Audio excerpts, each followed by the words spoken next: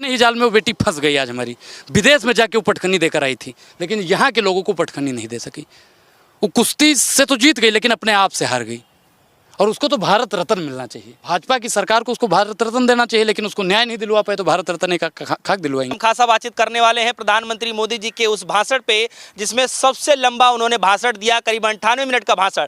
और उस दौरान राहुल गांधी जी की तस्वीरें वायरल हुई, जिसमें वो आखिरी 5वीं पंक्ति में जो है बैठते हुए दिखाई दिए। अब इस तस्वीरों को लेकर के लगातार ये कहा जा रहा है कि ये राहुल गांधी जी का ही नहीं, पूरे जो है नेता विपक्ष का है अपमान किया जा रहा है। अच्छा, दूसरी तरफ देखिए, आज विनेश फोगाट भी जो है आई हैं। विनेश फोगाट को लेकर के भी चर्चाएं चल रही हैं। और तीसरा सबसे बड़ा अहम जो मुद्दा है वो है कोलकाता को लेकर के। तो तमाम ऐसे मुद्दे हैं जिस पर चर्चा करना बेहद जरूरी हो जाता है। पहले तो प्रधानमंत्री मोदी जी का भाषण, 98 मिनट का भाषण, क्या आपने सुना? देखिए, 98 मिनट के भाषण में प्रधानमंत्री नरेंद्र मोदी जी ने युवाओं का नाम नहीं लिया, युवा हित की बात उन्होंने नहीं की।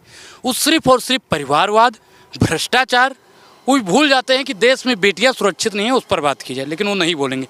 और राहुल गांधी को पीछे वाली लाइन में आपको एक चीज़ याद होगा, अगर आप इतिहास को पढ़े होंगे तो एक बार शिवाजी महाराज दिल्ली आए थे तो औरंगजेब ने उनको सबसे पीछे वाली कतार में बैठाया था। और बाद में क्या हुआ कि उसके बाद में औरंगजेब ने कभी दिल्ली का मुंह नहीं देखा। और अगर आप समझदार हैं तो ये बात औरंगजेब के लिए थी ही नहीं। तो बहुत गई, थोड़ी रही, थोड़ी भी अब जाए। कुछ दिन के बाद में प्रधानमंत्री नरेंद्र मोदी जी भी दिल्ली का मुंह नहीं देख पाएंगे, क्योंकि लगातार राहुल गांधी जी को अपमानित करने का काम करते हैं। जानबूझ के अंतिम कड़ी में बैठाएगा। आप बताइए कि राहुल गांधी तब भी सुर्खियों का विषय बने रहे। प्रधानमंत्री नरेंद्र मोदी जी का 98 मिनट का बोरिंग भाषण जनता नहीं सुन रही थी, राहुल गांधी के ऊपर नजरें गड़ा कर बैठी थी। और आप बात बताइए कि 98 मिनट में प्रधानमंत्री की चर्चा नहीं हो रही है, सबसे ज़्यादा अगर किसी की चर्चा हो रही है तो वो है राहुल गांधी जी। ऐसा क्यों किया जा रहा है कि मोदी जी जो है ऐतिहासिक भाषण दे रहे हैं, उनकी चर्चा नहीं हो रही है, राहुल गांधी जी की चर्चा हो रही है? इतिहास क्यों बात कर रहे थे? अभी आप बताइए कि बिरसा मुंडा जी के बारे में झूठ बोल रहे थे। जन्म उनका कब हुआ? 1875 में। और बताया कब गया कि 1857 क्रांति में लड़ रहे थे। अगर प्रधानमंत्री नरेंद्र मोदी जी पढ़े लिखे होते तो वो बेबुनियादी बात न कर रहे होते। अच्छा, चलिए, सबसे बड़ा सवाल ये है कि सबसे पहले तो सवाल ये है कि मोदी जी के इस 98 मिनट के भाषण में आपने नया क्या देखा? कुछ उसमें नया ही नहीं था, सब वही जुमला था पुराना वाला ही। हर बार वही चीज़, नज़र नहीं है, नज़ारों की बात करते हैं।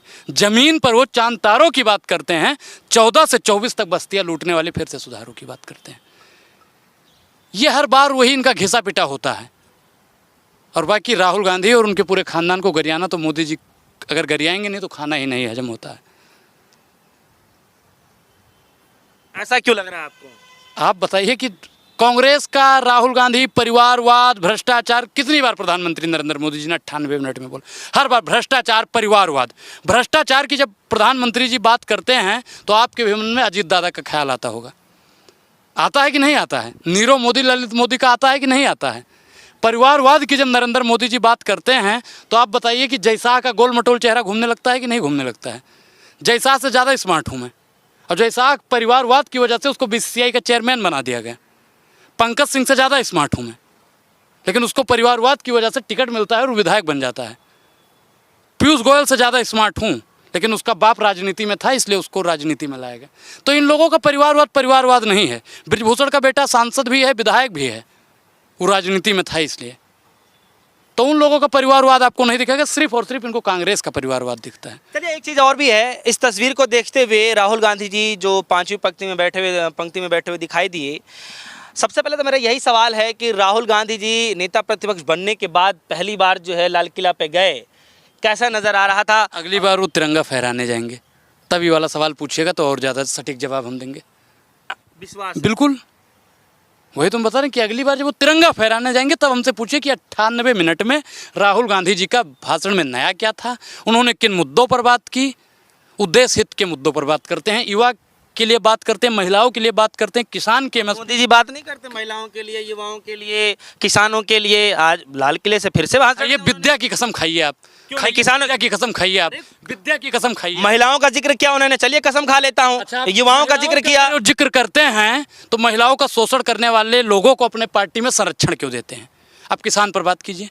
अरे, कह तो रहे हैं ना कि जो विरोधी हैं या फिर जो महिलाओं के साथ गलत काम करते हैं उनको कड़ी से कड़ी सजा मिलनी चाहिए। तो गलत क्या कह रहे हैं वो? नेताजी को मिली?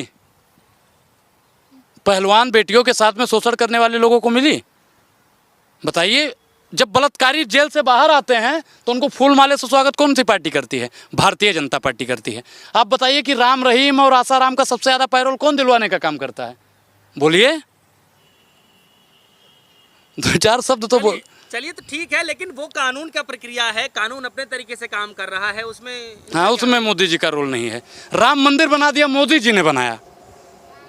अभी वो बात होती तो मोदी जी ने मंदिर बना दिया, मोदी जी ने फलाना करा दिया, उन सब मुद्दों पर तो मोदी जी हैं। आपको क्या लगता है? बाकी अगर देश में कुछ गलत होता है और प्रधानमंत्री नरेंद्र मोदी जी की चुप्पी नहीं टूटती। आप बताइए कि जो भी बंगाल में हो रहा है, प्रधानमंत्री नरेंद्र मोदी, कांग्रेस क्यों नहीं बोल रही? नहीं, कांग्रेस बोल रही है, कांग्रेस लगातार बोल रही है। प्रधानमंत्री नरेंद्र मोदी जी क्यों नहीं बोल रहे हैं? पूरी भारतीय जनता पार्टी क्यों नहीं बोल रही? इसके पीछे का सबसे बड़ा अगर कारण है तो हिंदू मुसलमान न होना। अगर वो करने वाला जो संजय रॉय था, अगर वो कहीं मुसलमान होता तो पूरी भारतीय जनता पार्टी उसके पीछे लग जाती। राहुल गांधी जी, पूरी कांग्रेस पार्टी और पूरा इंडिया गठबंधन उस बेटी के साथ में न्याय दिलाने के लिए खड़ा है।